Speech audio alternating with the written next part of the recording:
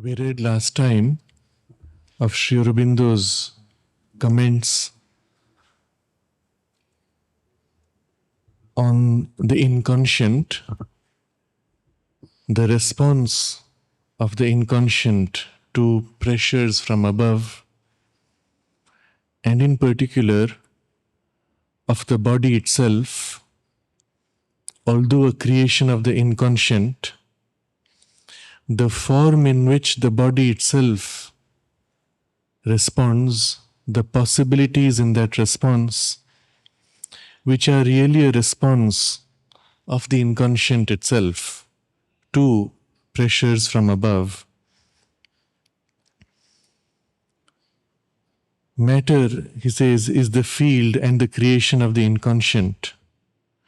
And the perfection of operations of inconscient matter, their perfect adaptation of means to an aim and end, the wonders they perform and the marvels of beauty they create, testify to the presence and power of the consciousness of superconscience in every part and movement of the material universe. And we read from the Life Divine how this superconsciousness is the very base and deeper truth of the inconscient, works through the mask of the inconscient to gradually reveal its perfection, its marvels of beauty and wonder. And in our body, it is the same superconscious divine presence which is present. It is this superconscious presence which has made the body, and its emergence in and through the body is the secret aim of evolution. And it is this extraordinary vision which is the foundation of Sri Aurobindo's declaration that the body is destined to become a vehicle of the divine manifestation. If this was not true, if the superconscious divine presence was not the basis of inconscience, there would be no such possibility.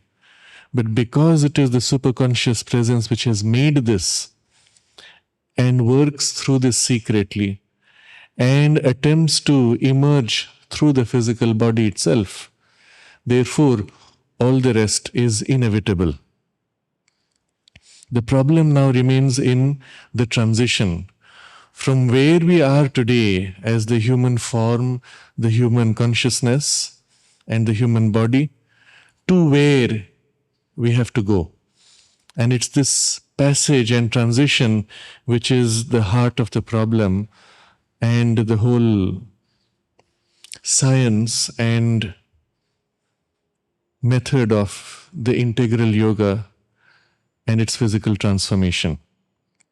Of this, in this book, The Supramental Manifestation, Sri Aurobindo gives us the entire, shall we say, groundwork and a series of insights of what needs to be done.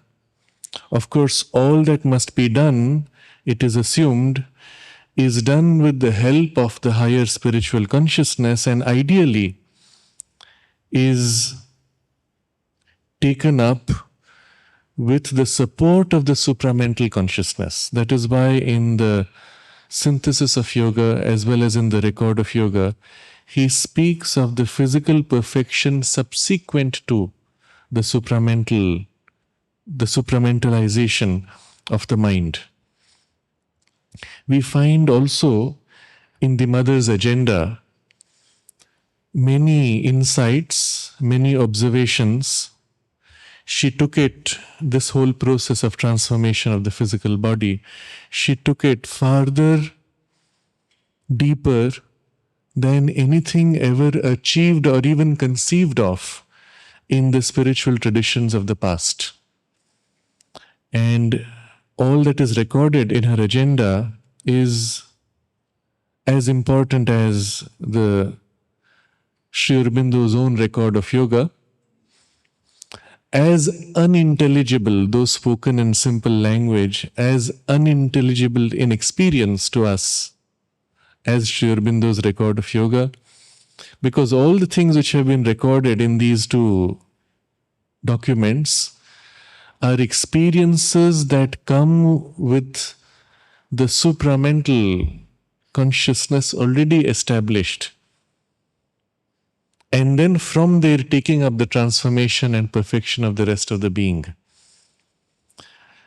We can nevertheless take certain parts at least which are more obviously within our reach in understanding. And as has been observed, it was their work. I read this only a few days ago.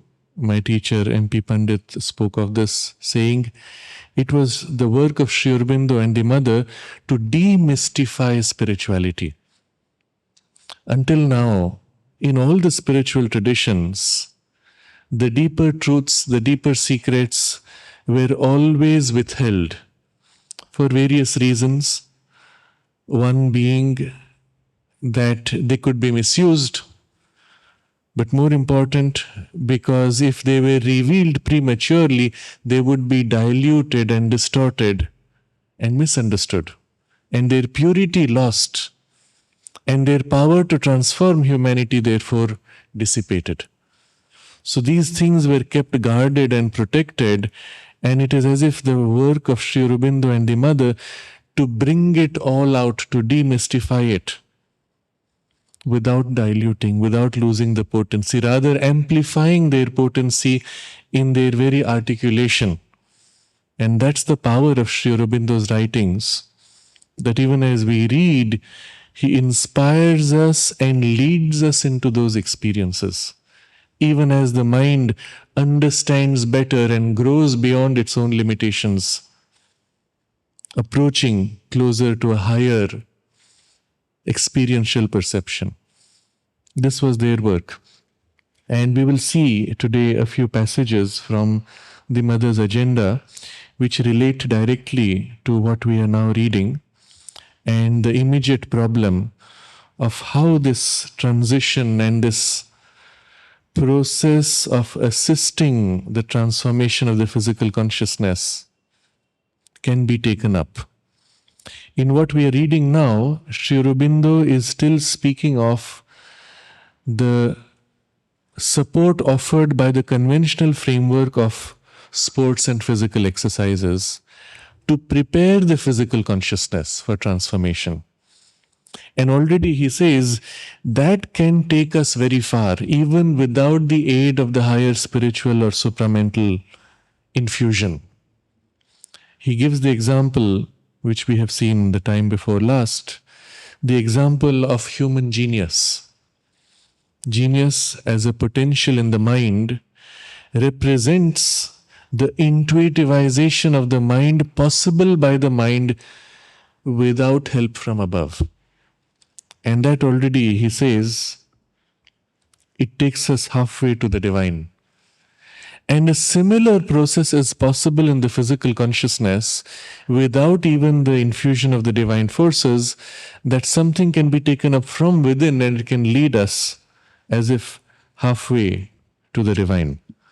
But then for the rest, it needs that higher infusion. So in what follows now, Sri Aurobindo speaks of both things, what can be done from below and as far as it can be taken, and then what comes subsequently with the support from above.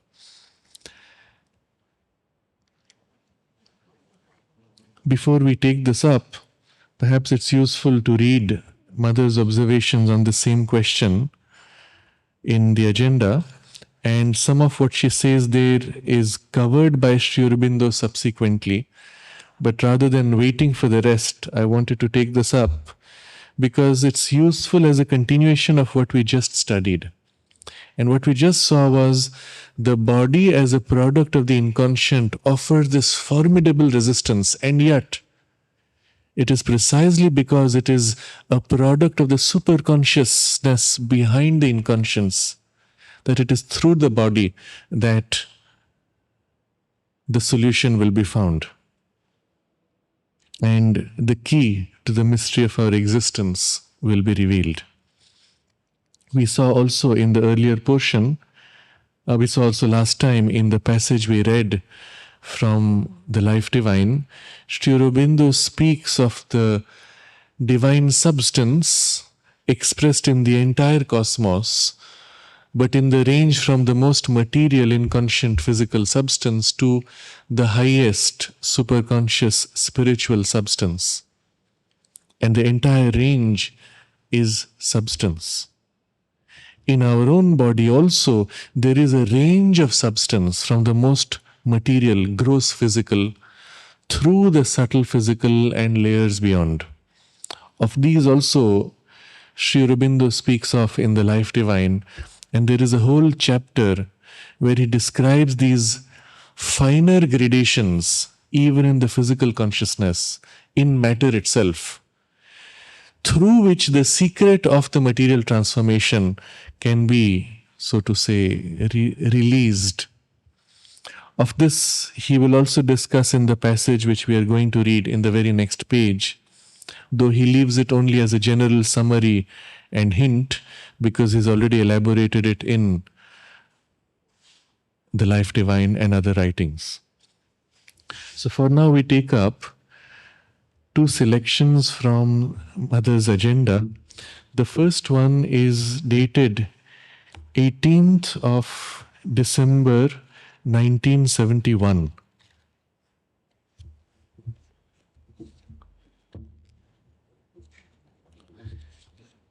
And it's volume 12, beginning from page 334 onwards. 334 onwards. That's 18th December 71. But the part which is relevant for us comes a little later, a few pages down the line. She is speaking of the physical mind and the most important role it has to play in the transformation. So here, this is on page 337. Just after discussing something relating to the political development and how the future of India and the USA, which she saw, she comes suddenly to this topic. She says, "It came in an imperative way. Also, I heard something Sri Aurobindo wrote, where he says that in order for the supermind to manifest on earth, the physical mind has to receive and manifest it.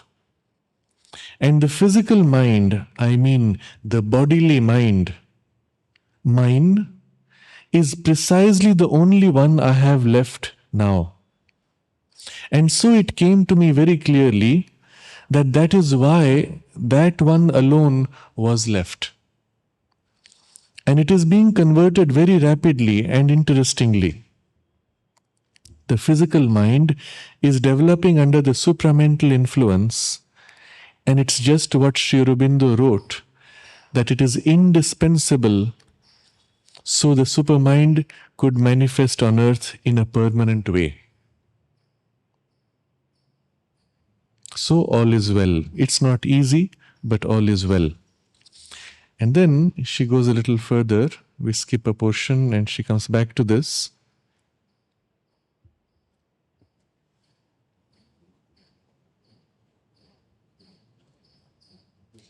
Sri Aurobindo said that if the physical mind is transformed, the body's transformation will follow quite naturally. We will see.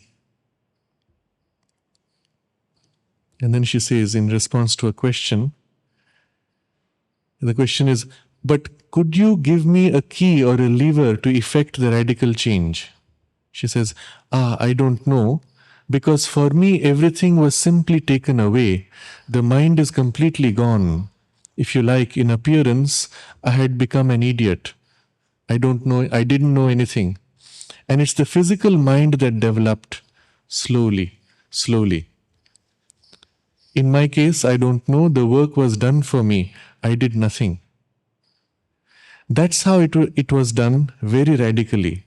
It could be done because I was very conscious of my psychic. The psychic being which was formed through all the lives, I was very conscious of it, and it remained. It remained and enabled me to deal with people without its making any difference, thanks to that psychic presence. That's why there were very few apparent changes. So I can speak only of what I know, and I'll say this. The psychic has to remain very much in command of the whole being, the whole bodily being, guiding the life. Then the mind has time to be transformed. Mind was simply sent away. So here's a very important clue. It's only when the psychic being predominates the whole physical life that it allows this mind of the body to be slowly transformed. And when that is supramentalized, the rest will follow naturally, Sri Aurobindo says. Then she continues, you see, the transformation of the bodily mind was indispensable because that's the only one I had left. You follow? Very few people would accept that, laughing. In my case, it was done without asking my opinion. The work was very easy. That's exactly what happened. Now, here is the interesting other observation which she makes. Because this is the key, and the supramental consciousness hooks into the body first in the bodily mind and then permeates the rest to transform. Because this is the key to the physical transformation, Mother says the whole of her mind was taken away. Obviously, it's transformed and the ordinary functioning of mind is taken away. But this part, the physical mind, was left because this is the work which she had to do. Satprem has done some research and gives us some footnotes here. And here he says, perhaps Mother is referring to this text of Sri Aurobindo. And there is a passage from Letters on Yoga that he quotes from. And we can look at the whole passage in the entirety that is relevant for us. And this is coming in volume 1 of Letters on Yoga, page 340. Volume 22 of the essay BCL, page 340.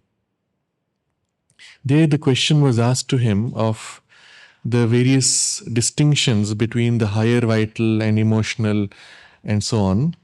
And he explains two different ways of looking at the whole divisions. But then he says, it must be remembered that while this classification is indispensable for psychological self-knowledge and discipline and practice, it can be used best when it is not made too rigid and cutting a formula. So we know that there are so many gradations and distinctions. Sri Aurobindo takes trouble to not just speak of mind, vital and physical, but within each, the further three subdivisions and finer divisions. And he says they are indispensable for self-awareness, psychological self-knowledge, discipline and practice. But the best use is when you don't make it too rigid a distinction. And he explains why.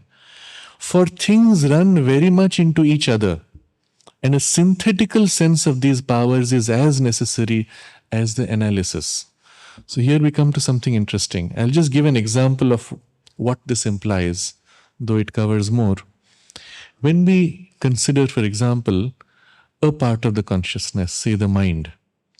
The mind has so many gradations, and then there is the vital, but the mind permeates the vital and creates distinctions within that. And then there is the physical, into which the mind permeates and creates distinctions.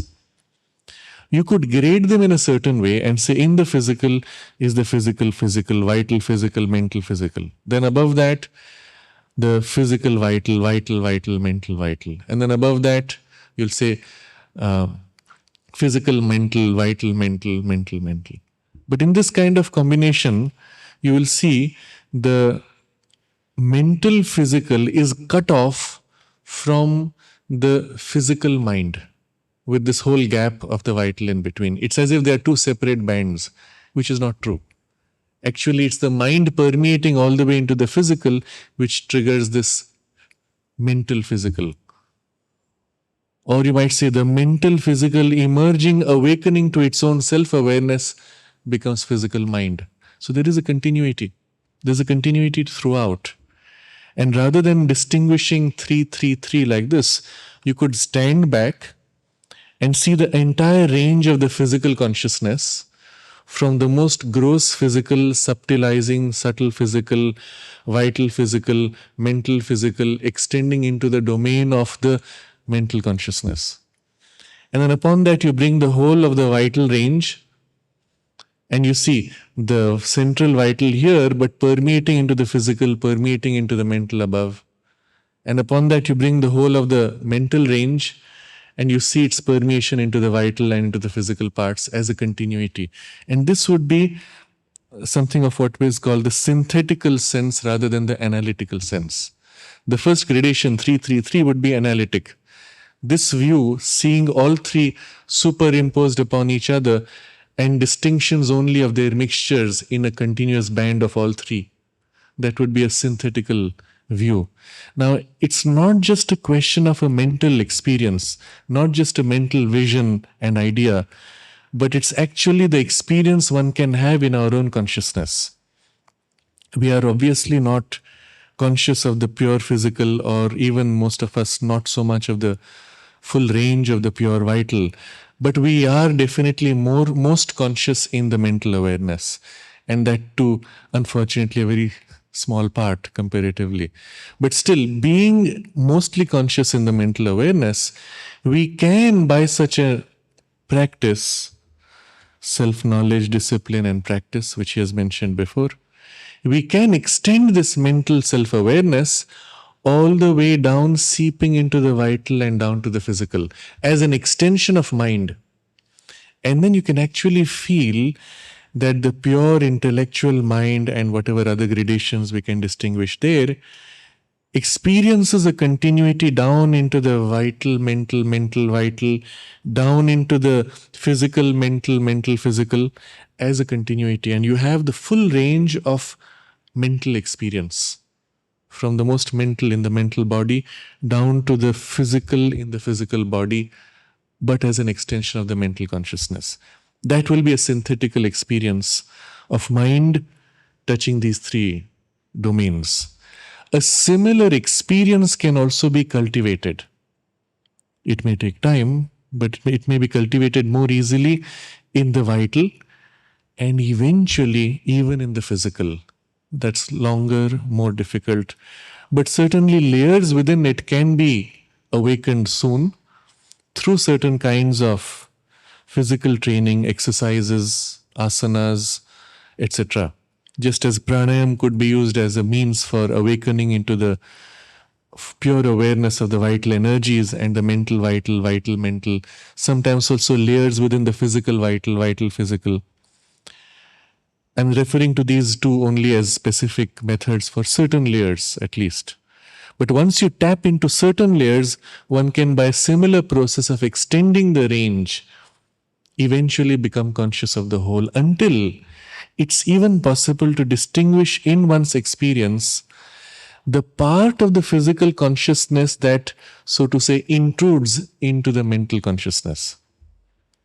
And you can feel, and this is a domain which all of us should be able to catch without too much effort, you can feel how when the body gets tired, there is this thing creeping up into the working of the mind and dragging down the mind, weakening, tiring it.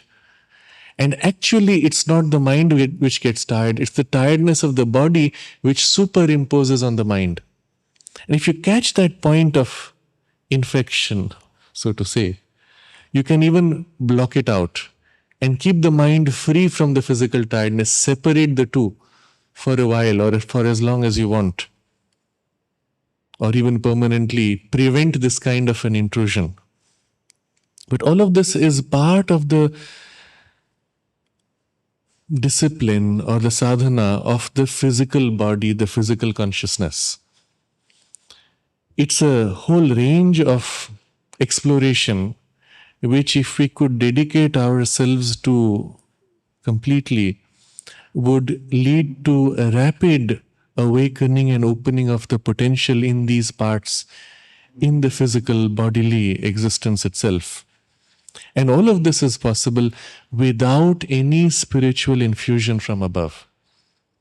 Of course, if there is the infusion from above, some reflection of intuition, some help of the higher light and force, the distinctions between these layers, the opening into their awareness can be enormously speeded up.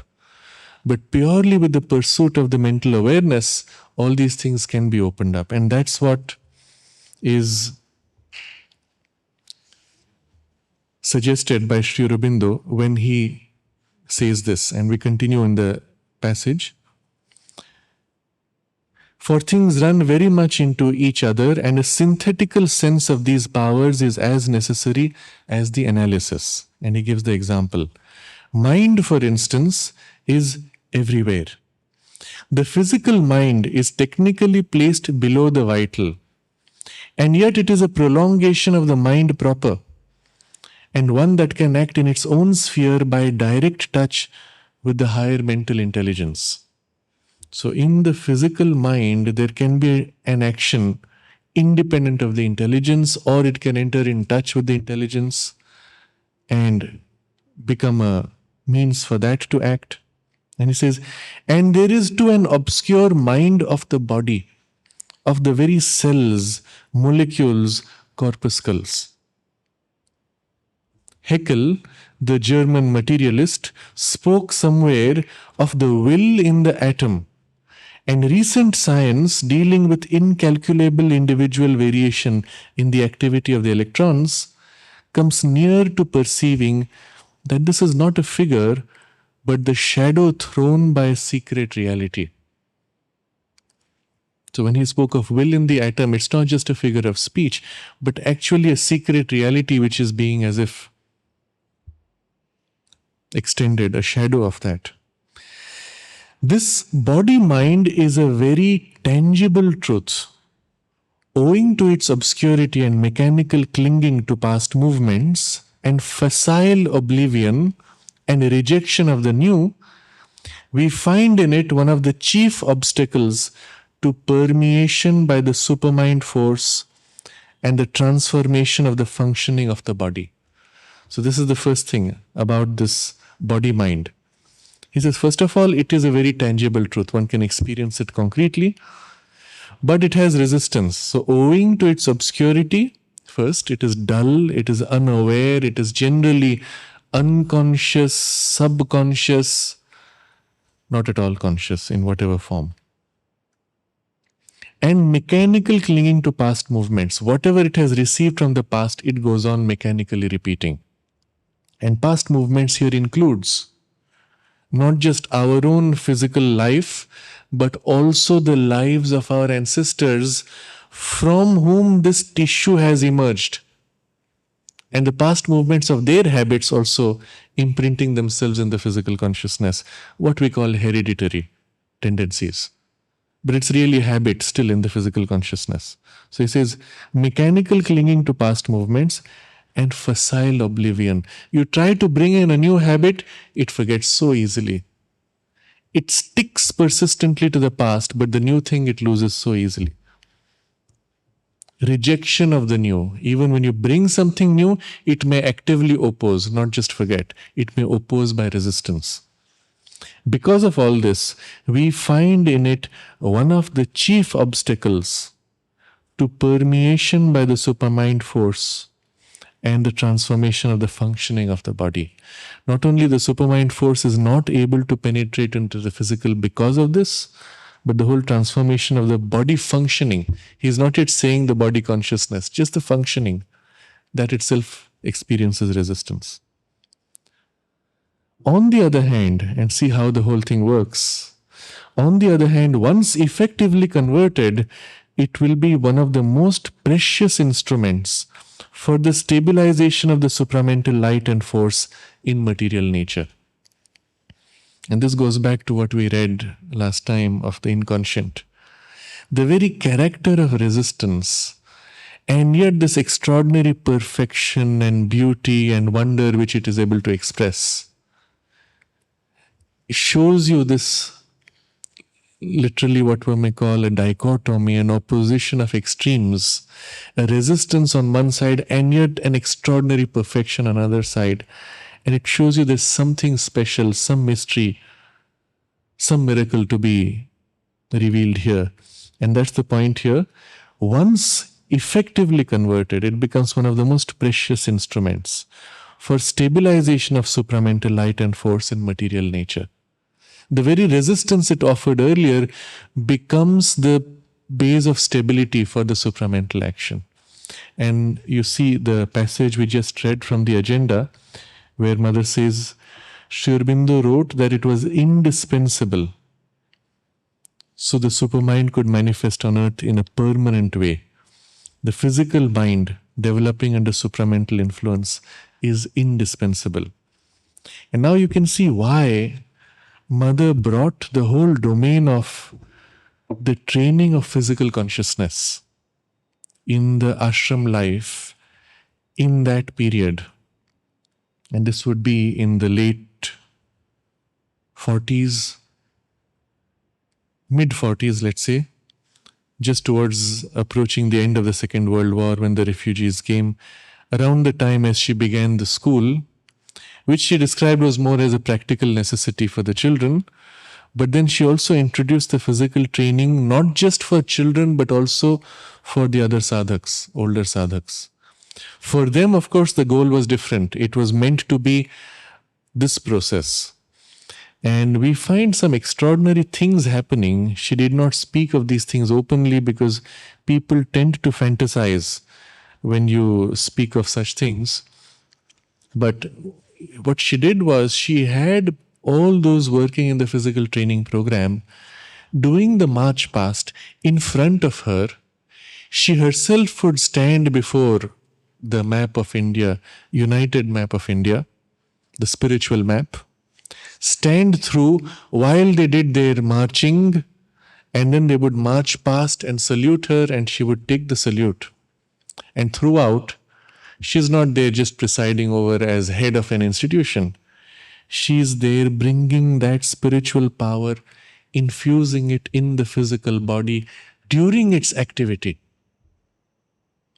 And through that, permeating in the physical consciousness and the physical cells. And you see there, so important, the march past was a drill, a collective action. And she is bringing in the collective action, this spiritual force, not just on so many individuals doing separate exercises, but in a group action. And all of this we will find in the text which we are just going to read in the very next page in the chapter that we are now reading. But keep this at the back of the mind when we read those things. It just comes up making so much sense. And then also, this is, remember, for the adults. And then also, she brings into that program gymnastics, athletics, swimming, games, and so on. A diversity and a range of activities so complete that it almost seems like, do you really need so many things to train the body? Couldn't you have just managed with a few? And the whole point was to push every line of potential of the physical consciousness and into it bring something. It was even rumored, because of the amount of time and energy Mother was giving into the playground activities, it was even rumored that the supramental descent would take place there during these activities. And somebody wrote to Sri Aurobindo saying, is it true that that's where the supramental descent will take place? And Sri Aurobindo wrote back saying, well, if it's going to take place in the playground, then I won't be part of it. I will miss it. It's said in joke, of course, but as you know, it did happen there in the playground, 1956. And all of this is symbolic. It did not happen during the meditation in the meditation hall in the ashram main building just under Sri Aurobindo's and the mother's room. That's also a very powerful focus of their power. But it happened in that place where the physical consciousness was being worked upon to be awakened, to become ready for divinization. Not yet divinization, just ready for divinization. And she's working on that. And that's where it took place. And all of this has a deep occult spiritual significance. Not always can it be articulated. It tends to flatten it out when you say it happened because of this. It was not like that. It's just the whole focus of concentration being on creating the base in the physical consciousness to stabilize the supramental in matter. So this was one passage. Maybe I've not completed. 1812. So she speaks there of the importance of this, the physical mind developing under the supramental influence. In her own body, how the rest of the mind layers have been removed and only this part left so that this work can be done exclusively.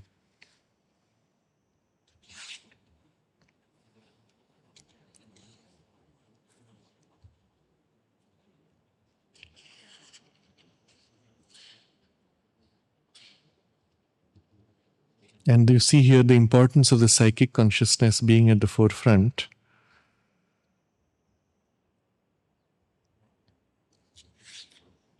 Okay. So we move to the second passage, also from the agenda, where she goes much more in detail.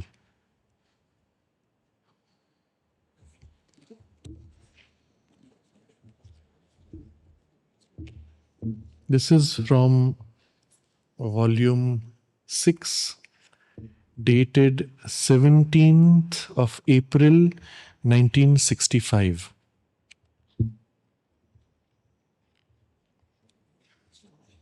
Page 70 onwards. And here she's discussing something which enters into a domain of an occult transition, possibilities of transition, and the struggle of the physical consciousness and problems of the body, how the body is becoming more aware. And there are interesting comments about the training program, the physical training program, and how it's changing the physical consciousness. So all of that we will look at. There is something where she goes into a very different direction of possibility of transmission of consciousness directly from one body into another, which is not directly relevant for what we are studying, and yet it's useful to understand that because it deals with the problem of the body and the struggle that the consciousness has to make when it enters a new body. So all of that is covered here. She says, I had always said that there were 2 points on which the future hadn't been revealed to me. First, what the first form of supramental life on earth would be exactly. That is to say, the stage that will follow man as he is, just as there was a stage that followed the animal and which in fact disappeared. What is the stage that will follow man and will perhaps be destined to disappear too? Then, on the other point, which is more personal, could the transformation of this body go far enough to allow an indefinite prolongation, or would the work on the cells be somehow partly wasted? So these are the 2 questions. I can't say I have the answers, but in both directions there has been some opening, as it were. So I'm skipping some portions, and then she gets to the point of it. The transition between the two appears really possible only through the entry, the conscious and willed entry of a supramentalized consciousness into a body that we could call an improved physical body. Now this phrase, improved physical body, will come up again and again in the passage that follows, and we'll see what she means by that. And it's connected with the whole physical training program. In other words, the human physical body as it is now, but improved. The improvement produced, for instance, by true physical training, not in its present exaggerated form, but in its true sense. Now here is our first clue, that she is speaking of a possibility of this improvement of the physical consciousness to allow for a conscious and willed entry of supramental consciousness into the body. But for this improved body to be attained, she needs a true physical training. And the distinction is, the present training has an exaggerated form, but there is a training in its true sense. So we'll see a lot of that, what that means, that training in its true sense will be part of the text we are reading from Sri Aurobindo. And he actually tells you what it is, but because it's in summary form, most people they miss what he's saying and how important it is. The clues that he gives there are so important for the physical consciousness, the awakening of the physical consciousness. So, it's something I have seen fairly clearly in an evolution. Physical training is developing very fast nowadays. It's not even half a century since it started. In evolution, that physical training will bring an improvement, that is, a suppleness, a balance, an endurance, and a harmony. Now here, there again we briefly pause. She's saying physical training is developing very fast nowadays. It's not even half a century since it started. That's in 1965. So you can see it started pretty much around the time when she took it up in the ashram for the children, apparently. But around the same time, all over the world, gradually, there was as if a sudden interest in humanity, spontaneously. Subsequently, by the time she's got to it, 1965, when she's making this comment, it was already widened sufficiently in the world that many were in it. And then we see in the 80s and 90s a still greater widening, and people becoming conscious of physical health and how exercise changes the physical health, feeling good, having a good body. And particularly in the 90s and in this last decade, in the younger generations, suddenly almost an exaggerated sense of physical awareness. Young people especially want to appear perfect in physical form. They're obsessed with it, to the point that not only they will overdo the exercise, they will overdo the diet, and suddenly the finest distinctions of diet. Oh, did you know that if you eat enough cherries that you might get this particular vitamin which will help you to slim yourself? Or the latest discovery that tomatoes have statins, or they're as effective as statins and can help you, whatever it is. Everybody knows all these things and they're eager to experiment and follow fads. And all of these fads are always signs that there's something being made permanent in that level.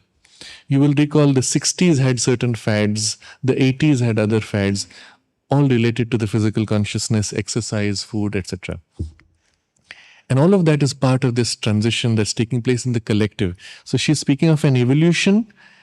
In evolution, the physical training will bring an improvement. And what? 4 things. She says, these are the 4 qualities: suppleness, plasticity, balance between the various parts of the being, endurance, and harmony of the body. That these are the 4 qualities that will make it a more supple instrument for the supramentalized consciousness. Now here's a clue straight away. For the supramentalization, and this is part of the integral yoga, for the integral perfection, these 4 things must be developed in the body. First is suppleness or plasticity. And you will remember in The Mother, Sri Aurobindo speaks of 3 requirements, and the first requirement is plasticity. to be able to receive the higher force and for its transformation. So suppleness, plasticity in the physical consciousness. How you do it? There are 100 ways. Certainly asanas are some of the most common. But even without that, Mother says, even if you simply do it by will of consciousness directly on the body, one can do so much.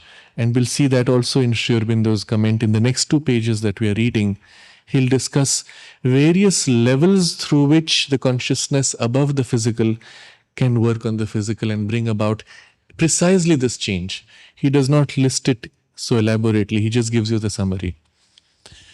So first, suppleness, plasticity. Then, balance between the various parts of the being, that everything works with everything else in right relation. And it's left at a very general level, not just in health, but also in movement. Not just in movement, also in form, and so on. Then endurance. Whatever it wants to do, it should be able to do continuously without getting tired. And this reminds us also of certain characteristics Sri Aurobindo spoke of in the Sapta Chatushtaya, the framework of the yoga of self-perfection, where for the physical consciousness and the vital consciousness, he speaks of the perfection, which includes not getting tired, spontaneous expression of beauty and harmony in the form, and so on. So endurance, and then harmony of the body. Harmony of the body. The expression of a perfect harmony.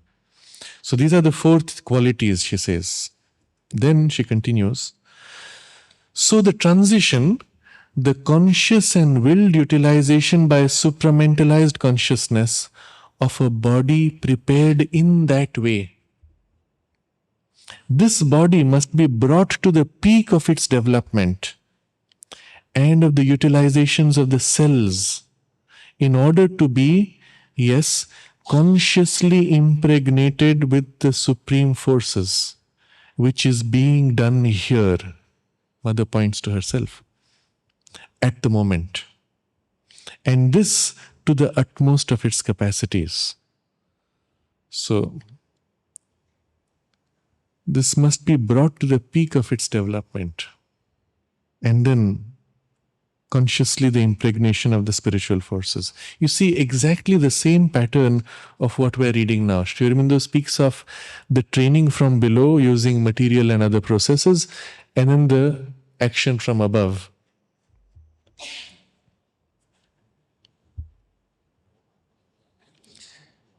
And if the consciousness that inhabits that body, that animates that body, has the required qualities in sufficient amount, it should normally be able to utilize that body to the utmost of its capacity of transformation, with the result that the waste caused by the death of decomposing cells should be reduced to a minimum.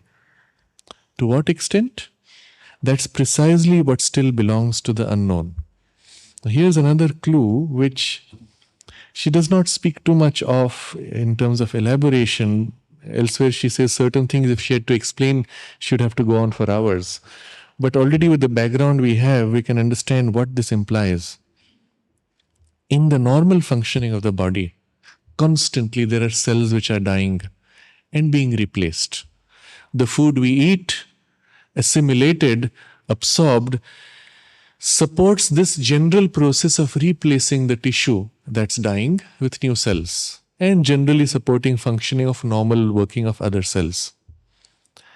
If you think about it, the proportion of cells dying and needing to be replaced need not be fixed. It could be more, it could be less. And what determines that? If you observe the working of the body, and it's part of the awareness of the physical training, observe the food you eat, the kind of food the body craves, how easily it digests the food, how much material is thrown out from the body and eliminated as waste from the food you ate and of course the waste products of the body. If you're aware of this and observe over time, generally over years, you will notice certain patterns. And one of the patterns is this. When your body is healthy, the quantum of excretion is comparatively less compared to the volume of food you eat. Now, this is actually mentioned in the Ayurveda. When the body's power of digestion is great, then it reduces the overall volume of food that has been taken in, and the excretion is much smaller in volume. Sri Aurobindo refers to this in his diary notes in the Record of Yoga. And he refers to the fact that this is a measure of the digestive power of the body. Wait, there's more. With it comes also how much material tissue is being replaced. In other words, how much is dying out. And you will notice after certain kinds of activities which destabilize the harmony of the body, there will be increase in the volume of excretion. Not only a weakening of the digestive power, but actually more dead cells, more dead matter to be thrown out and to be replaced. And we observe these things. It's something you observe over years. Intuitively, one also senses the relation of the quality and of the excretions to the body's state and to the food, etc. And here is the first clue, that if this amount of waste caused by death of decomposing cells can be minimized, in other words, the cells in the body that die out reduced in proportion, then obviously the quantum of food taken in and excretion, all of it can automatically go down. You know that in the case of the mother's own physical body, this had gone to a minimum, to such an extraordinary degree that she could actually go on with eating practically nothing. And she said she drew much more of nourishment through the perfume of flowers, for example. And of food, she took just a little bit in terms of juices. Solids, she said she took only to give respect to physical food. And all the rest was just as the minimum needed. And the divine breath. Yes.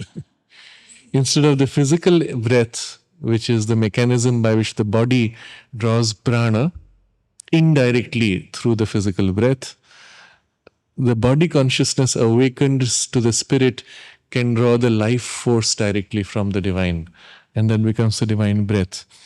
But yes. Last Tuesday, I read exactly. Yes. Yes. Now imagine the physical body itself becoming so conscious of its overall working, the organic consciousness becoming sufficiently conscious, the cellular consciousness in the beginning receiving the impact of this consciousness, not yet fully awakened, but at least receiving the will of the mind on the body to affect some shift. And it begins to change the workings and processes of the body until the overall, what she calls waste caused by death of decomposing cells, is reduced to a minimum. And this is not something too difficult, even with the action of the mental will on the body's processes, to change certain proportions, to some degree at least, how the body does these things. I'll touch upon a few things which we have mentioned before. When you eat certain foods which are unusual for your body's habit, and you feel your body might just not digest it properly, you feel queasy, you often put a mental will on the stomach, willing that it should be digested and not thrown out. And the body follows. This is an experience which is quite common for many of us. And it is the same process by which you can will on the body also a change of form, a strengthening, a suppling of its tissue.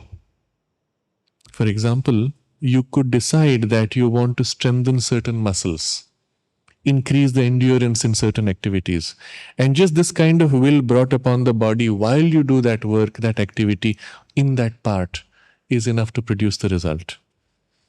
I give an example here. My teacher, MP Pandit, when he had a heart attack, the doctors told him he must reduce his weight by about, I think, 10 kilos. What he did was, he would ask for the weighing machine once a week. It would be brought, he would stand, look at his weight, and that was it. While eating food, if he had to reduce further, when the rice was placed, he would cut off by habit a certain amount, because we always gave a bowl full. And he would remove a part, keeping only what he needed. And if he needed to reduce weight, he would take out a little more, nominally, a little more. That was all. Everything else was absolutely normal in his activities. But next week we would see the weight had dropped. Or if the weight had gone down, then that amount removed would be slightly less, if at all. We often didn't notice even a difference. Next week it would be back up. There was just the awareness, the will on the body, sometimes symbolic gestures, but it had its effect eventually in the weight. I have shared something here which was my first experience with this kind of thing, tapping into the body's faith. When for a long time I was struggling to gain weight. And for years, because I had been on a diet of raw food, my body weight was below normal. For years I tried afterwards, even with the normal food, I couldn't get it up. Then once when I was traveling, I had stayed elsewhere with a very different diet. I found my weight had gone up. And I said, oh, there's something to this. If I break the body's habit, or if I intervene on the body's habit, something can be done. And I worked on this a little bit. I said, what does my body believe truly? I tried to feel the body consciousness, its craving, its instinct, or its knowledge. And I felt the body feels as if every time I take warm rice and I put a spoon of ghee on it, then it will put on weight. That's what the conviction in the body. And I started doing that almost like a ritual. I would take one spoon, and just one spoon.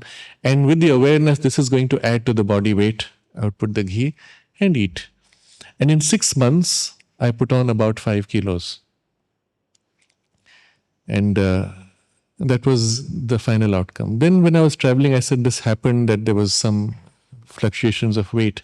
I said, ultimately, what is it that I'm tapping? Not the process, but the body's conviction.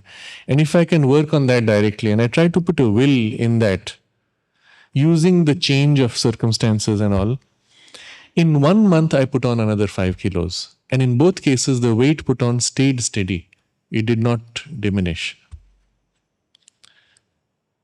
The only time I found it diminished was when I allowed my body to participate in a disharmonious state or experience. And it broke the natural, let's say, its sensitivity to the psychic vibration. When that was broken, then I found chaos and breakdown of various processes in the physical system. But otherwise, it would stay automatic. And these are things which are within reach of us without any access to a higher spiritual consciousness. Just the mental will working on the physical awareness. We can change the tape. So we have digressed a little, but the point she is making is, if the consciousness that inhabits the body has the required qualities in sufficient amount, it should normally be able to utilize the body to the utmost of its capacity of transformation. And the result, she says, reduction of the waste by death of decomposing cells to be reduced to minimum.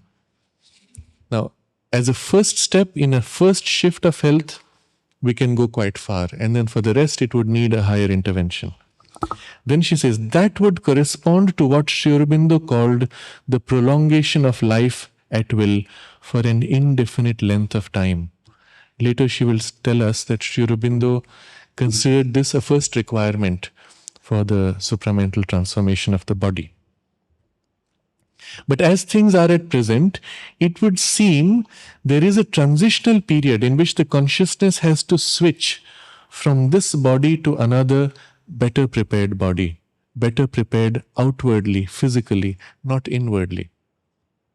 Outwardly, I mean having acquired certain aptitudes through the present development, which this body doesn't have, of the four qualities. Mother is referring to her own body and the possibility that there might be a need to make a transition to switch from her physical body to another physical body, because the body she has doesn't have those four qualities sufficiently developed.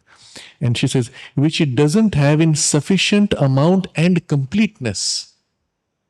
That is to say, those four qualities must be in perfect accord and in sufficient amount to be able to bear the work of transformation. I don't know if I can make myself understood. So Satprem asks, yes, but you're talking about switching to a new body? Mother, in that case, one would have to switch to a new body, but a switching from the occult point of view, that's a known thing, a switching not to a body to be born, but to an already formed body. It would take place through a sort of identification of the psychic personality of the body to be changed with the other, receiving body. But that, the fusion of psychic personalities, it's possible. Laughing. I know the procedure. But it requires the abolition of the ego. Yes, the abolition of the ego is certainly necessary. But if the abolition of the ego is sufficient in the supramentalized individual, can I use the word individuality? I don't know. It's neither personality nor individuality. In the supramentalized being, if the abolition of the ego is done, completed, that being has the power to completely neutralize the presence of the ego in the other being. And then, through that neutralization, the shrinking that always comes from a reincarnation would be cancelled. That's the dreadful thing, you see, that time lost in the shrinking into a new being.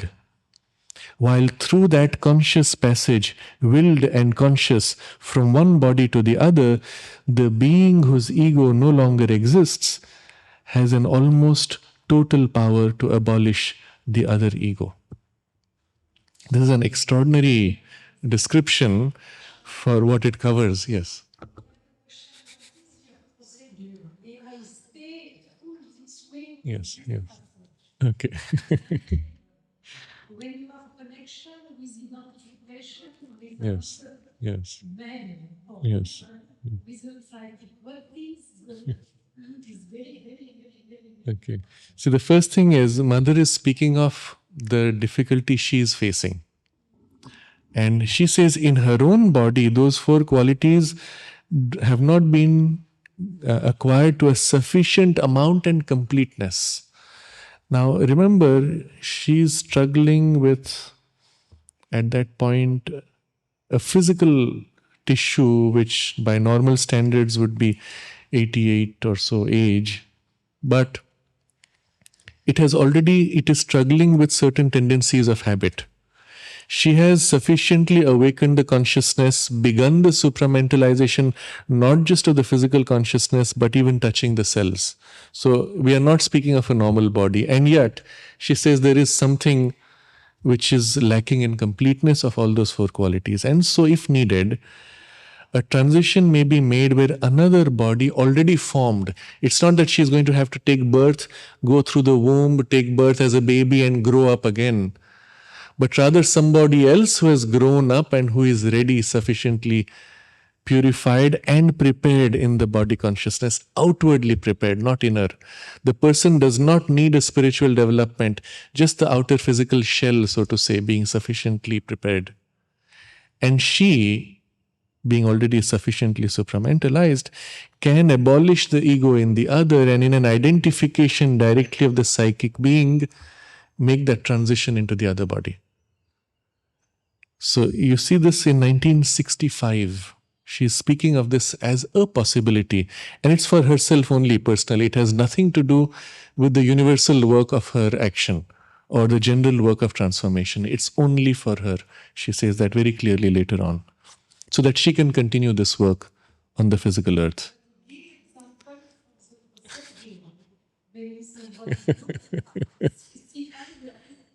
Well, the procedure is what she has mentioned here, but it means already that you must be identified with your psychic being.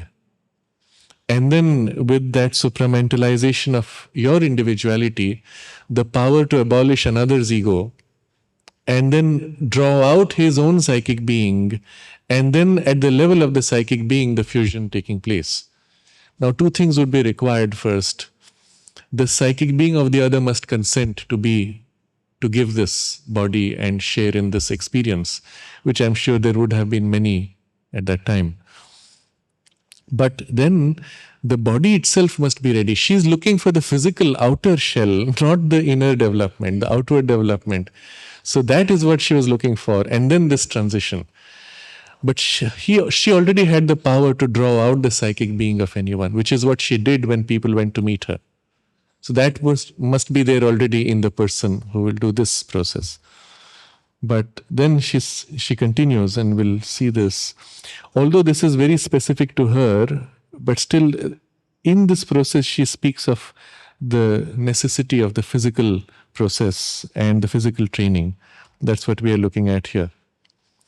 So she continues, all that occult mechanism needs to be developed, but for the consciousness, it's almost rational.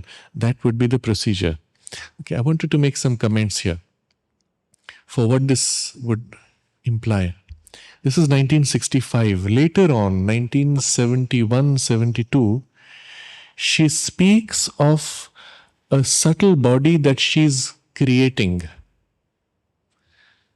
in the domain of the subtle physical. She's creating a new body for herself.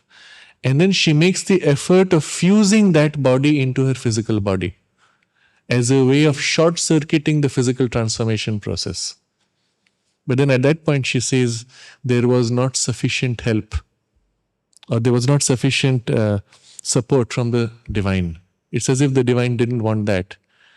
He wanted the full struggle of transformation, not the shortcut.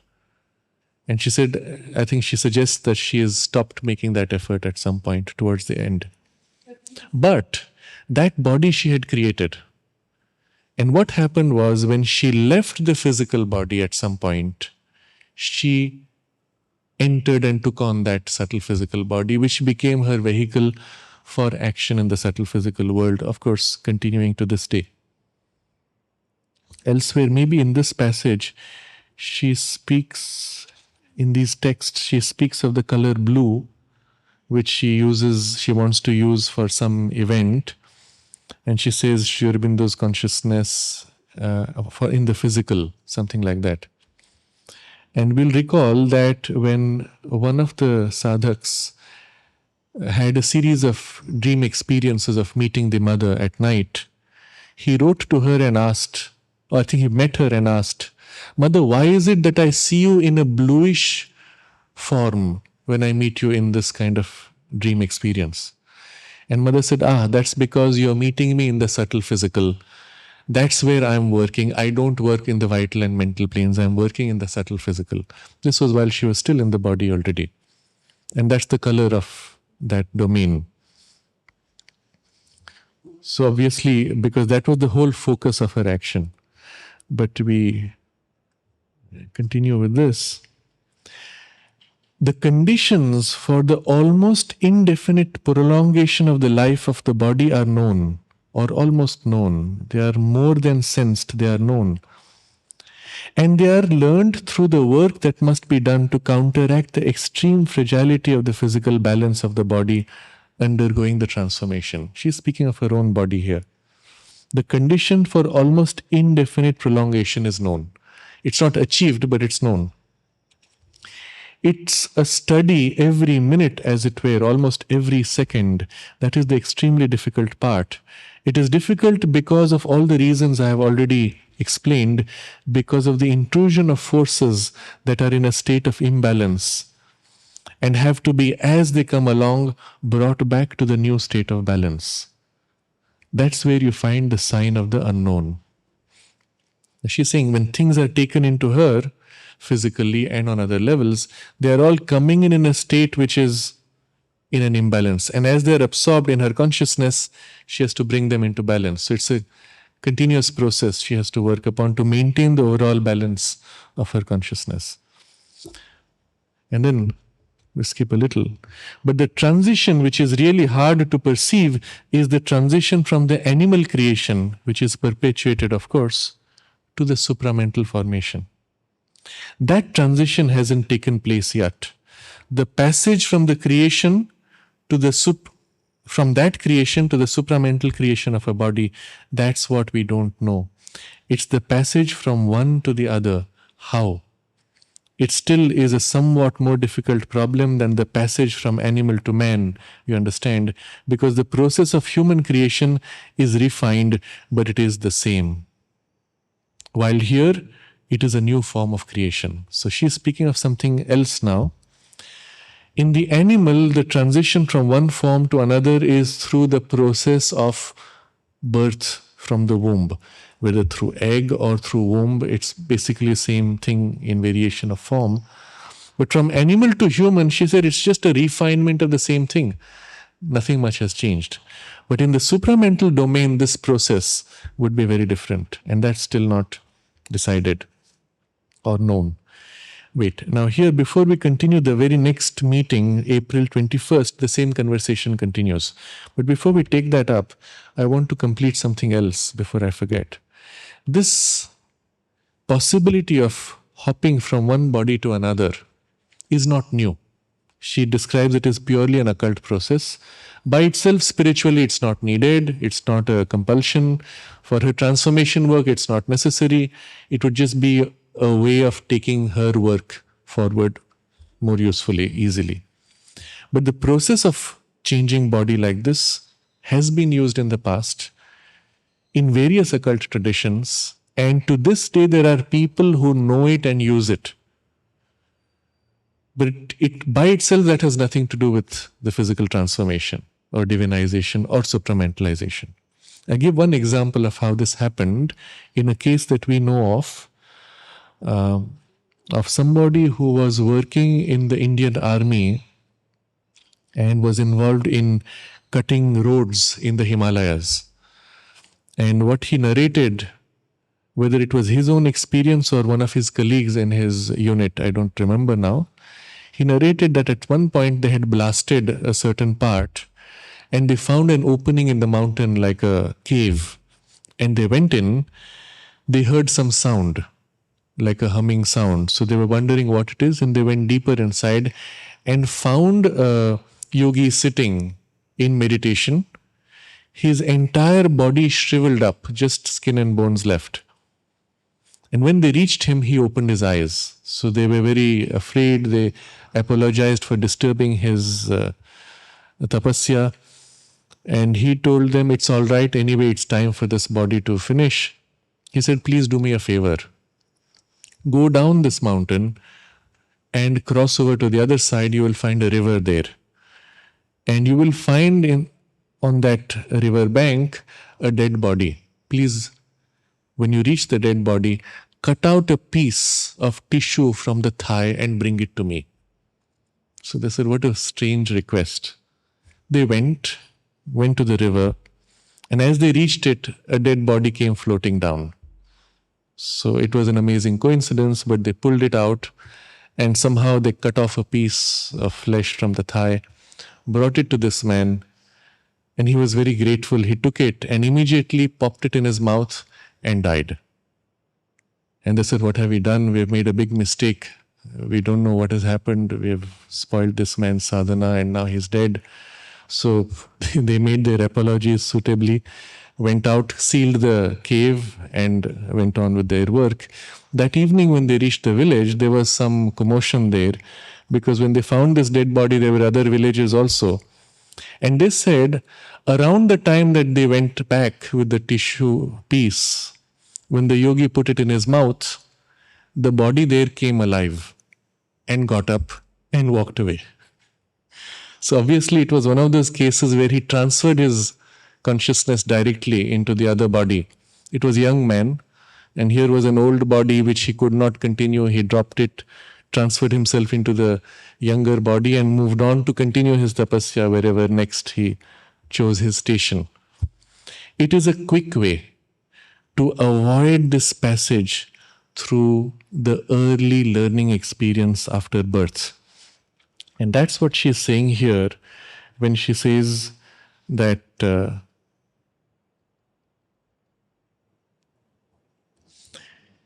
through the neutralization, the shrinking that always comes from a reincarnation would be cancelled. That's the dreadful thing. You see, that time lost in the shrinking into a new being.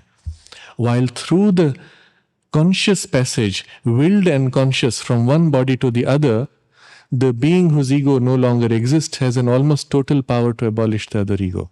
So this conscious passage, you skip that stage of shrinking into a new being. Now, what that shrinking is important, because it comes to the heart of the problem which we are dealing with of the physical consciousness. There is another passage from Sri Aurobindo's Record of Yoga where he has some automatic writing, where there's description of this. When a person leaves the physical body, the experience is one of decompression. The consciousness, squeezed in, tight, bound, dulled, is suddenly released, and there is this whole freeing up. And it's such a release, such a joyous freedom that is felt. It's a relief almost. But the reverse takes place when the consciousness enters the body for birth. There is as if a compression, a squeezing in, tightening, dulling and loss of awareness, loss of identity, and then fusing into the physical consciousness in which the brain is not yet developed. The mind is incapable of forming or expressing itself, and the dulling of the mental consciousness, and therefore a self-loss of identity also.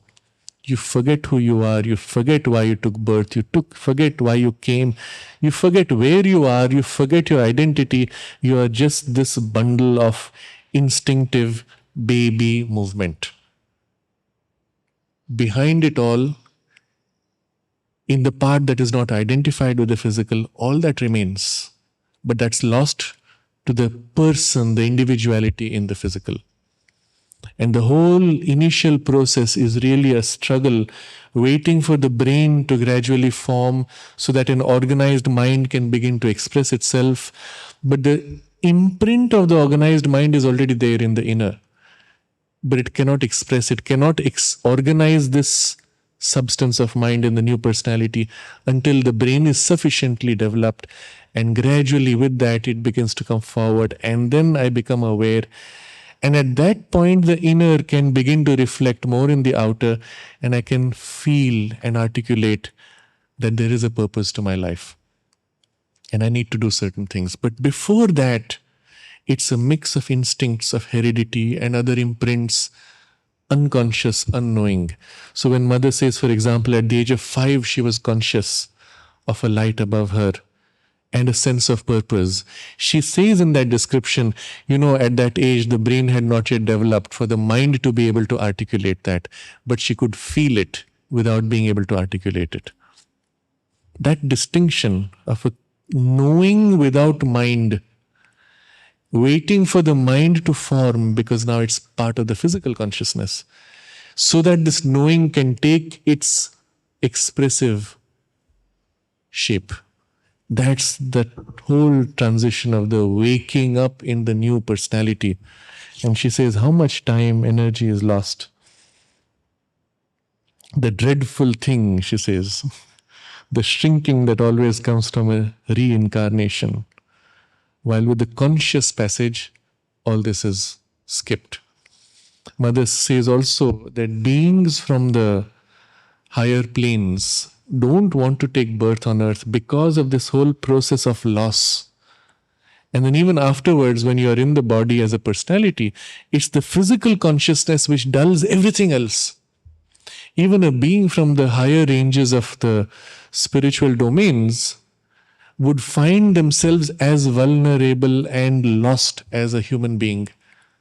And all their higher would be as if up there somewhere, at best expressed in glimmers and reflections, but mostly a condition of loss.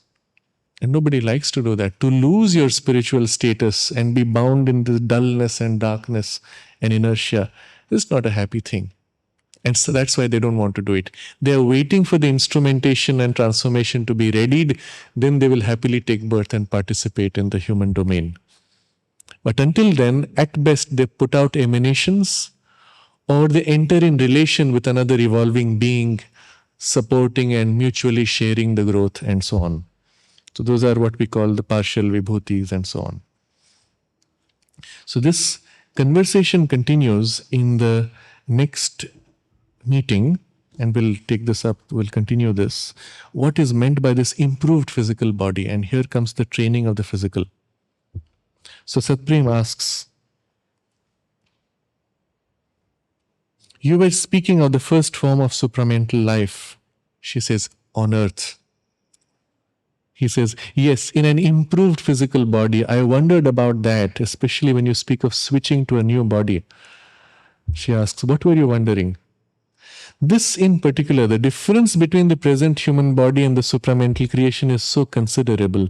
The substance must be so different. She says, of course. That I am wondering to what extent even an improved physical body could be of use, Satprem says. Because the thing is going to be so different, whether this body is old and bent or young and very supple, does it really make a difference? Mother says, that's not what I meant by improved. Whether the body is young or old doesn't make any difference, because the advantages are balanced by drawbacks. Think about this. The young body has advantages, but it has other drawbacks. And as you know, in the young body, all the instincts and the life energies are in chaotic, confused modes. The older body has advantages and drawbacks. It has the maturity, etc. But the drawbacks, well, it has reduced energy, etc. But it has the maturity, degree of awareness, organized individuality, etc. So she said it doesn't matter which. Both have their own advantages and which are balanced by drawbacks. I have also looked at the problem. It doesn't make any difference. Switching to a new body may become a necessity, that's all, but it's secondary. What I meant by an improved physical body is that sort of mastery over the body that's being gained nowadays through physical training. Now you see how important physical training is. That mother is even considering switching to a new body because of the advantage that that physical training would give to it. She says even that switching is secondary. That's not the point. The point is making ready this improved physical body. And now you see why she brought the physical training into the ashram spiritual program, even as it was part of the educational program. She says, I have been seeing lately magazines showing how it had started. The results in the beginning and today's results. And from the standpoint of the harmony of forms, I'm not talking about excesses. There are excesses everywhere. I'm talking about what can be done in the best possible conditions. From the standpoint of the harmony of forms, of strength, and a certain sense of beauty, of the development of certain capacities of endurance and skill, of precision in the execution combined with strength, it's quite remarkable if you think of how recent physical training is. And again, we go back to what was earlier discussed. Physical training is just a couple of decades old, and all this remarkably has grown. And it's spreading very quickly nowadays, which means that the proportion of the human population that is interested in it and practices it is snowballing. So when I saw all those photos, for me, it's especially through pictures that I see, it occurred to me that through those qualities, the cells, the cellular aggregates acquire a plasticity, a receptivity, a force that makes the substance more supple for the permeation of the supramental forces. And you see now the whole point of it. From this plasticity, from this receptivity, when the supramental force comes, it will be easier. That's all. But you could do the whole process with no idea of the supramental force or no interest in it also. But in this context of the integral yoga, we do it with that intention. That's the only difference. The same exercises you may do in a different context or in this context. The exercise is same, the physical benefit may be same, but the spiritual benefit is totally different. Then she says, let's take the sense of form, for example. I am giving one example among many others. Evolution is openly moving towards diminishing the difference between the female and the male forms. The ideal that's being created makes female forms more masculine and gives male forms a certain grace and suppleness, with the result that they increasingly resemble what I had seen all the way up, beyond the worlds of the creation, on the threshold, if I can call it that, of the world of form.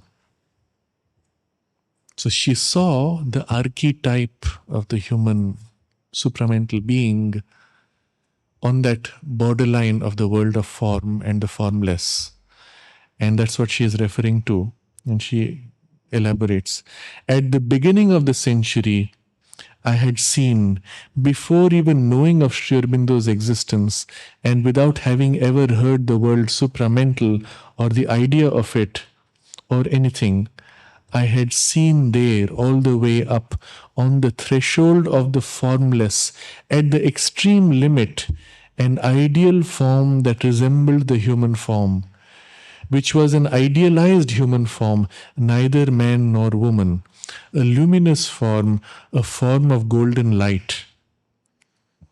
When I read what Sri Aurobindo wrote, I said, but what I saw was the supramental form, without having the faintest idea that it might exist. Well, the ideal of form we are now moving towards resembles what I saw.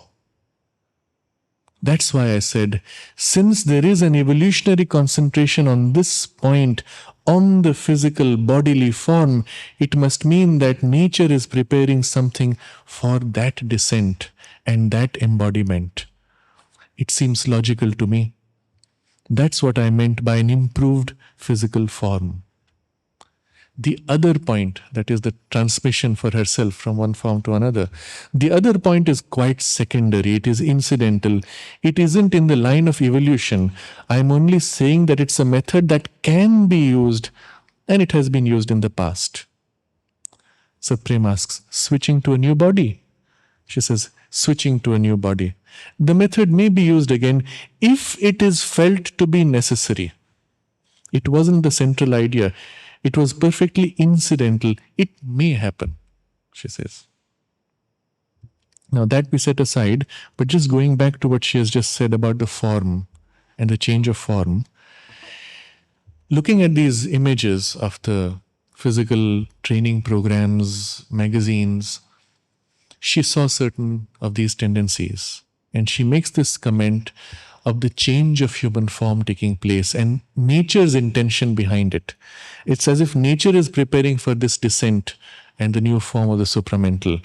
And for that, she is pushing the biological evolution along certain directions.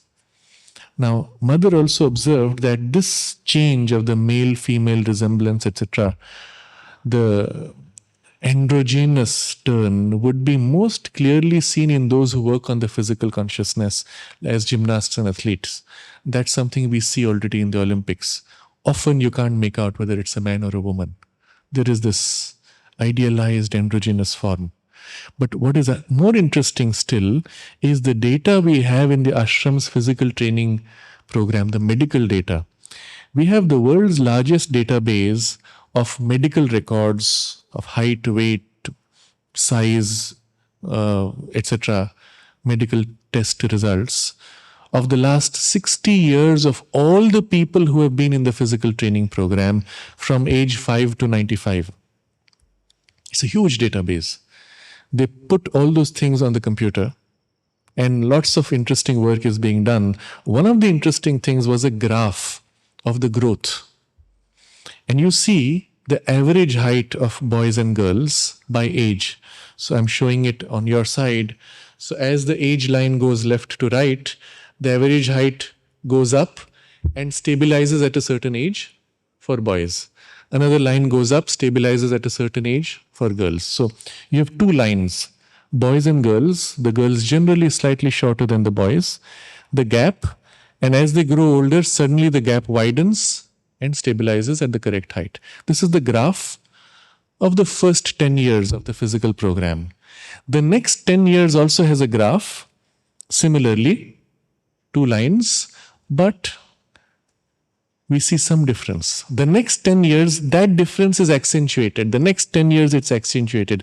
Over 50 years, you can clearly see a distinct shift across. And what is the shift? Two things. The average of both is growing higher. Both boys and girls everywhere, all age groups, and of all biological types are becoming taller. Now, you may say it is nutrition. Not true. Because the ashram food pattern has remained the same across those decades. And most of them are eating just that food of the corner house or the dining room. So it's not nutrition. In fact, quality of nutrition has gone down because of the many new breeds and varieties which are being grown for volume and weight and for speed of growth. They are not grown for nutrition. The rice of today which you buy is half in nutritional quality of the original rice. The original grew twice as slow, the new one grows twice as fast, but nutritional quality is half. So actually you're eating for the same volume, you have half the nutrition. So it's not nutrition. First thing you see, average height of both boys and girls is increasing. And it's across all genetic types.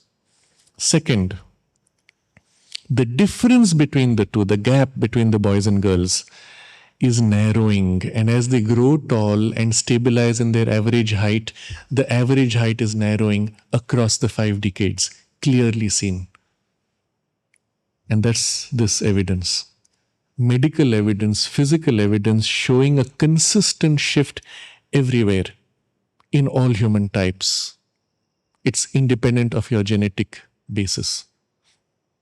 So nature is as if working through all the genetic processes of all the cells to tend human form towards something, which is what? She says, the descent.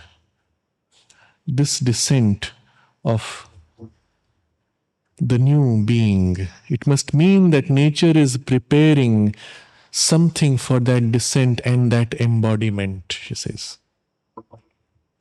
So we move on from there, and you see the key point for this passage is this improved physical body is that sort of mastery over the body that's being gained nowadays through physical training.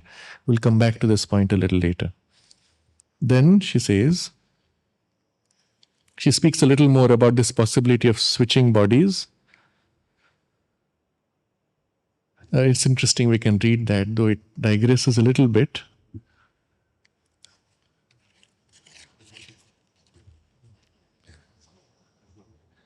All I said was that the consciousness of these cells having lost the sense of ego, I think they have lost it, though this body was formed without the sense of ego. At any rate, if it was necessary at a given time, it no longer is. Having lost the sense of ego, it finds no difficulty in manifesting in another body. Now, Mother is speaking of her own physical consciousness, having no difficulty in manifesting in another body. Now, this is something which only somebody who has already divinized the physical consciousness can do in this way, in a spiritual way, not in an occult way.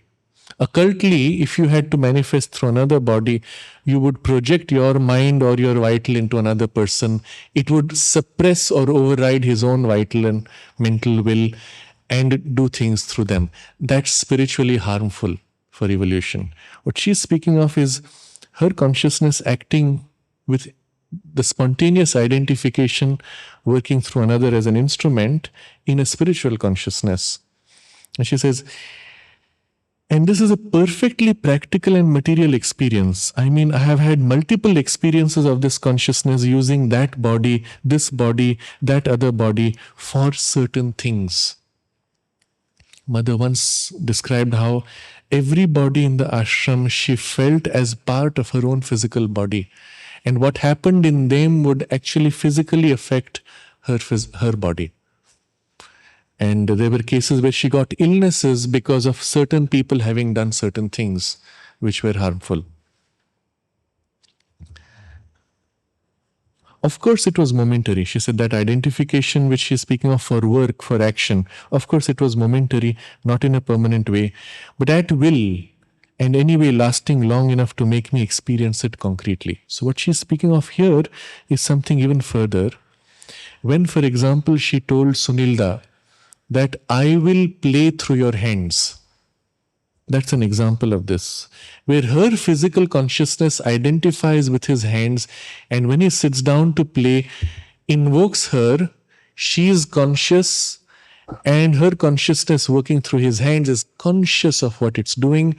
It's a temporary identification lasting long enough that she experiences it concretely and he experiences it concretely. Or when she did the paintings through Huta, similarly she said, I will paint through your hands. And similar thing. She was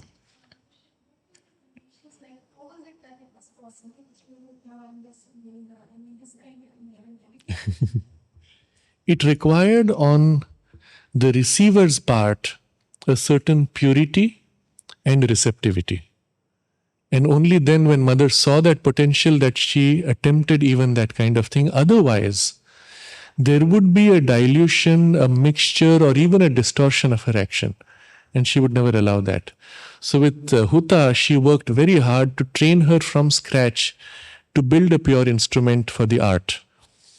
And she had given very strict instructions, among other things, that she must never copy another painting of another artist. She must never copy anything or draw inspiration from things she sees in existing printed literature, etc. In one case, Huta happened to have drawn a face from a picture she saw. And by itself, nobody could have guessed it had come from there. Mother looked at the painting and immediately she got angry and said, where is this from? Tell me, where did you get this? She caught the vibration of that mixture immediately. And then Huta apologized. She said, well, I copied from such and mother scolded her and said, I don't want you to get infected with this mixture.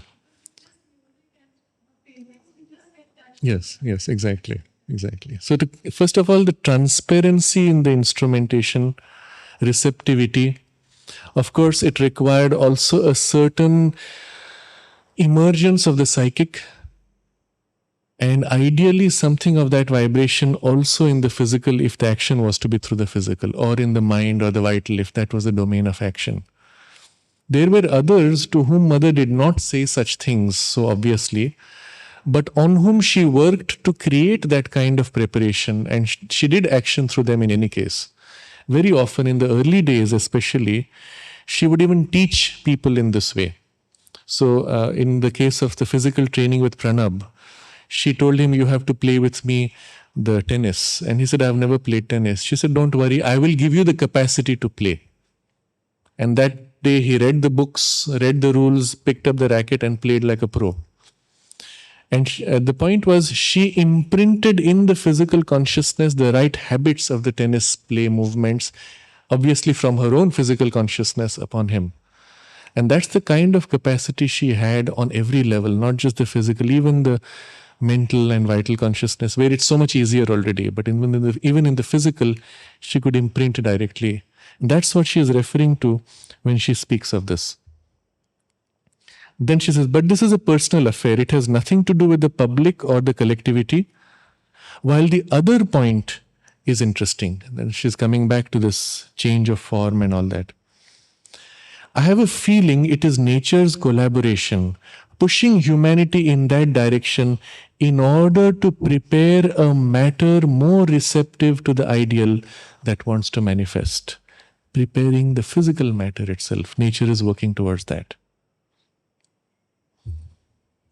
Then about the gap in the method of creation, about animal and supramental, I'm skipping the question. Mother says the gap isn't so huge. The gap is huge in the mode of creation. That's where there is a huge gap.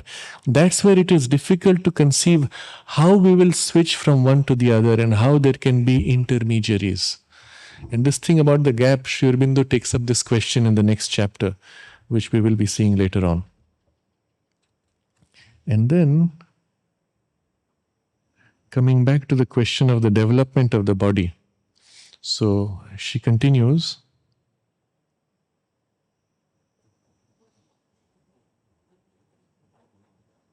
Well, actually, Supreme's question is also very interesting, and he is quoting from Sri Aurobindo. I'll read that. He quotes from Sri Aurobindo the human cycle, and at the end where he says, and this is from Sri Aurobindo, it may well be that once started, it, the supramental endeavor, may not advance rapidly even to its first decisive stage. It may be that it will take long centuries of effort to come into some kind of permanent birth.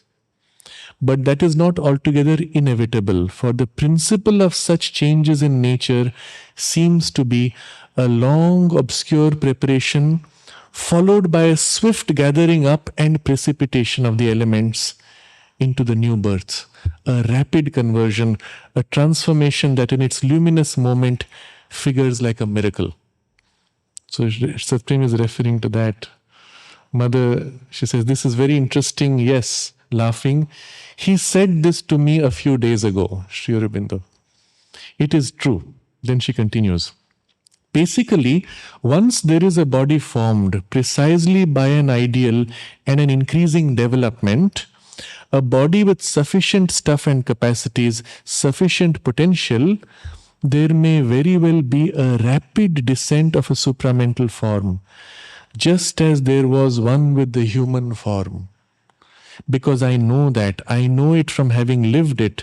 I know that when the transition, a very obscure transition from the animal to man, of which they have found fairly convincing traces, was sufficient, when the result was plastic enough, there was a descent. She said the first man descended.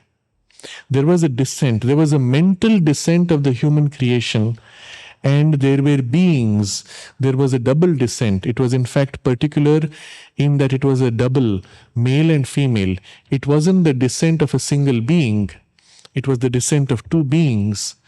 There were beings who lived in nature and animal life but with a mental consciousness, but there was no conflict with the general harmony. All the memories are absolutely clear of a spontaneous animal life, perfectly natural in nature. A marvelously beautiful nature that strangely resembles the nature in Ceylon, Sri Lanka, and tropical countries. Water, trees, fruits, flowers, and a life in harmony with animals. There was no sense of fear or difference. It was a very luminous, very harmonious, and very natural life in nature. And strangely, the story of paradise would seem to be a mental distortion of what really happened. Of course, it all became ridiculous, and also with a tendency, it gives you the feeling that a hostile will or an asuric being tried to use that to make it the basis for a religion and to keep man under his thumb, but that's another matter. She comes back, describes the harmonious life, etc. That's how it all began. And it began that way because there was a descent of the higher human mental consciousness into the form that existed. The phenomenon may recur in the same way, with the difference that it can be more conscious and willed. There may be the intervention of a conscious will. It would or it could happen through an occult process. Well, I don't know. There are all sorts of possibilities, one of which could be the conscious passage of a being who has used the whole old human form for his development and his yoga, and who would leave that form once it became unnecessary in order to enter a form capable of adapting to the new growths. Here, the two possibilities meet. But for the time being, there is no question of that, because although the development of the physical training is extremely rapid, it's still clear that it may take hundreds of years. There is a quotation from Sri Aurobindo in which he says that the first point to be acquired is prolongation of life at will. It isn't directly immortality. It is prolongation of life at will. He wrote it in the articles on the Supramental Manifestation. That's the book which we are now studying. So we leave this theme from the agenda here. And just as an aside, I will share two incidents. One is when she speaks of this prolongation of life at will, it's an idea which is spreading, not with these words exactly, but the idea itself is there. And recently there was a headline article in the Time magazine, was it? Which spoke of immortality. Not immortality, but immortality. The idea being you don't care what the age is. Age makes no difference. You are you, and the age does not matter. An older person feels young, and then the young is what you are. A young person feels old, well, he is old. What Mother spoke of, people who are young at 80 and old at 20, she spoke of. But something like that, the idea being what you feel within you and your ability to express it, that's your true age. And that's immortality, not immortality. But behind it is this idea, preparatory, the ability to extend your life at will, extend your youth, in spite of appearances of the most physical part having signs of what you call aging. But if the tissue is not really tired, if the consciousness, life force, mind, and body consciousness is fresh, well, you're young. Just because you've got a little few wrinkles here does not make you old. And actually, we see, and especially among those who are exposed here to the mother's force on the body, we see medically the body tissue is as if younger. And often it's a comment that doctors make of people under their care. We'll touch some of these things a little later on when he speaks of the capacity of the other levels of consciousness in us to act on the body and even change the body's working. That's what the next 2 pages are about. The second thing I wanted to share, which is a personal experience, it's strange, but in the context of what we read, it will have some meaning. I had occasion to see a performance of Chinese acrobats live, and it was something so extraordinary. Not the acrobatics of course are extraordinary, but what I felt extraordinary, and from the perspective which comes from the background of our training here, I could feel their physical body tissue was so young and plastic and receptive and conscious. So conscious that seeing them do those acrobatics, it was not the acrobatics, but the conscious plasticity in the body consciousness, which called me so intensely. And I felt, my God, this tissue which I have is already so unconscious compared to that. And I was momentarily, this urge came from somewhere deep inside, I need to take on a new body and take on a body that's already so conscious. It was a strange feeling. And of course, one doesn't want to do that, obviously. But still, it was this recognition that there is something which exists as an advantage already in the younger generations if they start that physical training in this way early enough. And subsequently, I went and met those people. I had one question. How many years did you practice to get to this level of plasticity and consciousness? They were mostly young people aged 12 to 14. And they had been practicing only 2 to 4 years. The least practice was 2 years, the most was 4 years. And then it struck me, it really doesn't matter. What was done was they caught a moment when the body is naturally more plastic and worked upon it, but they worked upon it as they do in China, a 24-hour drilling. And that's when you become an Olympic gymnast with a 10 out of 10. But if we did the same thing at whatever the physical age today we have, and if we worked for 2 years with that same concentration on the physical tissue, we would certainly get the same results, with the additional advantage of whatever else we have of the aspiration and opening to the mother's force, which would help to do that. So the conclusion I came to, of course, was it's not necessary to change the body for that. We have something much more valuable which we would lose just for the tissue. That's not worth it.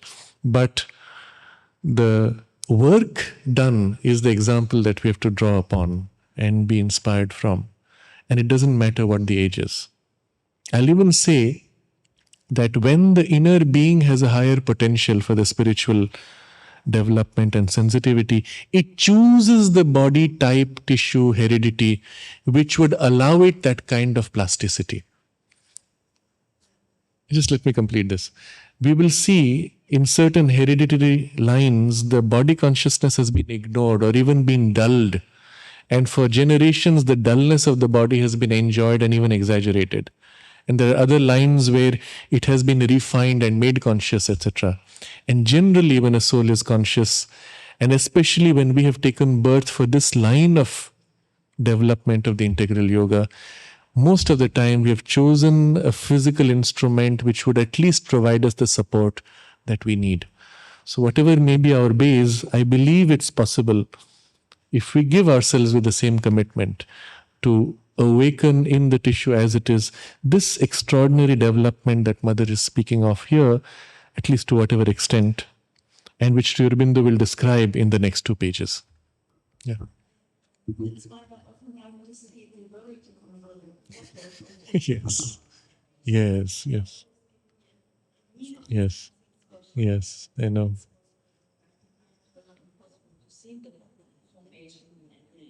Yes, yes, yes. Actually, when you look at the old bulletins of the 50s and 60s, you see on the faces of those young people and even the older ones an extraordinary glow in the physical consciousness. And nothing of the spiritual has been worked upon yet consciously. It's just in the physical consciousness what she has infused. And what they achieved also in terms of skills and plasticity, we don't have it today. In the generations going through the physical program today, it's not there. And it is for me a great loss. It's not that it need not be there. Her help is still there as much. But the awareness and receptivity which existed then because of the physical contact with the mother is not there now because of the lack of physical contact. And unless the person makes an effort to relate to her consciously from within, one does not get the same benefit, which was at that time automatic from the physical contact. So that's part of the challenge which, yes, yes, yes. Mm-hmm. Yeah, yeah, yeah. I also noticed many of those people who had that extraordinary glow at that age, later on, while they were still in the ashram, many of them lost it because they did not make the inner effort to connect to the spiritual consciousness. They grew up here, they stayed as children of the mother, not as spiritual children, but as physical children of the mother, in which they grew in, and continued to live the life that they had been living without making that extra effort. So the loss of the physical contact with her led to certain declines if it was not compensated for by the inner contact. Those who did retained it, those who didn't lost it. What is your understanding of what actually Mother did in the end then? Because when Ranade said she put herself in all her children, so was it a total diffusion? No, not at all. Not at all. Not at all. And what he said was one of the things she did. She put herself in her children, but then she had been doing that for a long time already. But what she has herself described is the formation of this form into which she made a transition in the subtle physical world, from where her work continues just as before. The distinction between the gross physical and the subtle physical is very small. It's the closest status to the gross physical, up to which the supramental consciousness had been brought down in her and the transformation accomplished in her. So all that result down to the subtle physical is retained in her new body, from which she continues to work. So then you feel she's working from the subtle physical in the whole world, whoever was receptive? Yes, she is working on two levels. One is on a general pressure on the totality of humanity and the world, and the other is the individual responses and supports as needed, as we call, as we open, etc. Or wherever there's a potential opening, she puts that. Yeah. Yes. I tell you something is true what you said when other presence is there. For example, people living again, Yes. we have something Yes. inside your body, your heart, outside you, kill it. It's very, very, I give you a very short example about, for example, killing. Mm-hmm. When I'm meeting, you don't talk anything. Just sit, I give you flower, and suddenly you stay in the silence, immobile silence. And I close my eyes, and when I stand up, Yes. you don't tell anything. It's very, very, very important. Somebody, Yes. I can share. I can share that I had this experience with a few people in the ashram, that one could feel in their physical presence something of mother's force and action. But what was interesting is not in all, but in some of them, one could feel also that the tissue had been made more conscious spiritually. In some cases, it was like a vehicle through whom her force or presence acted. In some cases, the tissue had also made this change which mother is speaking of. And the difference was those who had worked on the body consciousness. There were many who didn't. There were those who did. And this was the difference. So all of this is of relevance because we are reading here what Sri Aurobindo says of the training in activities as sports and physical exercises for this spiritual transformation of the physical substance. and I am not finished. Okay. So I tell you some older really Mhm. 90s, some Yes. not Yes. too much, maybe 5, 6, 7, or maybe years Yes. Yes. inside here, or in the physical, Yes. or in the vital, or in the mind. But never move somehow. Yes. Yes, that's also true. It's an interesting observation. In some people, certain parts of the body are as if more conscious and if, more touched by the spiritual force, and other parts are not. But there has been a more harmonious balance in those who did overall work consciously on the physical. Those who didn't, then often it was like a reflection of what happens in the inner consciousness. So often the head is more conscious because this part has opened, the mind has opened to the spirit, but other parts are dull because those levels of consciousness have not opened, and so on. But thank you so much. Yes. I think we'll pause for today with that. And we have not yet begun the text itself. But this background will be very useful as we proceed subsequently.